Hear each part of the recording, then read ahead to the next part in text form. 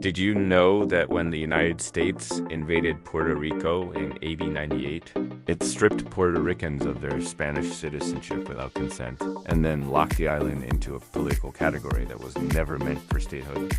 Overreach and citizenship stripping. Puerto Ricans were Spanish citizens under the 1897 Carta Autonómica, with their own parliament and guaranteed autonomy. But after the U.S. invasion and the Treaty of Paris, Puerto Ricans lost that citizenship overnight. No vote, no representation, no choice. International law recognizes that stripping a people of their citizenship is a violation of sovereignty and human rights.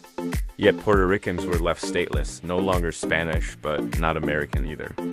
The citizenship delay and territorial status. It took nearly 20 years for the U.S. to impose the Jones Act of 1917, giving Puerto Ricans a partial form of U.S. citizenship, but that came with a trap. Puerto Rico was labeled an unincorporated territory, a status created to keep Puerto Rico under U.S. control without the full protections of a constitution. Hawaii and the incorporated path. Now compare this with Hawaii. The same year, AD 98, the U.S. annexed Hawaii. But Hawaii was made an incorporated territory under the Organic Act of 1900. Incorporated meant the Constitution applied fully, and statehood was the clear endgame. By 1959, Hawaii became the 50th state. Puerto Rico, labeled unincorporated from the start, guaranteeing no automatic path to equality.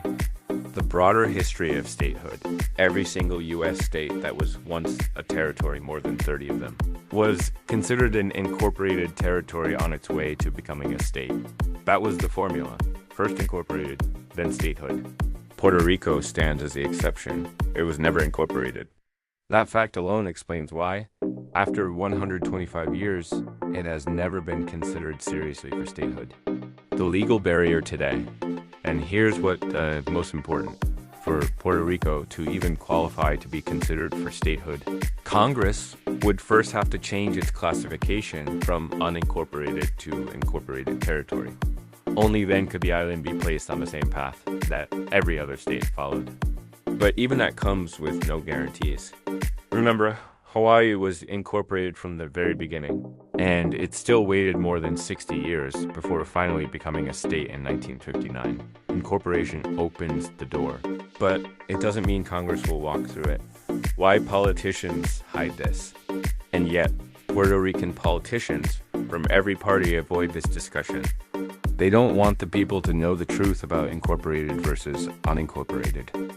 Because if Puerto Ricans knew, they'd realize that statehood was never the plan.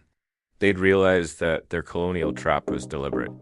And they'd realize that another path exists, demanding autonomy with Spain, reclaiming the rights stripped away in 1898. Conclusion. This is the heart of the Overreach, invading Puerto Rico, stripping citizenship, inventing a second-class status, and then hiding the truth from the people. For 125 years, Puerto Ricans have lived under the only category the U.S. designed not for equality, but for possession. It's time to expose it and to demand something better. Puerto Rico, open your eyes. Subscribe, like, share, and press the notification bell for more content. See you soon.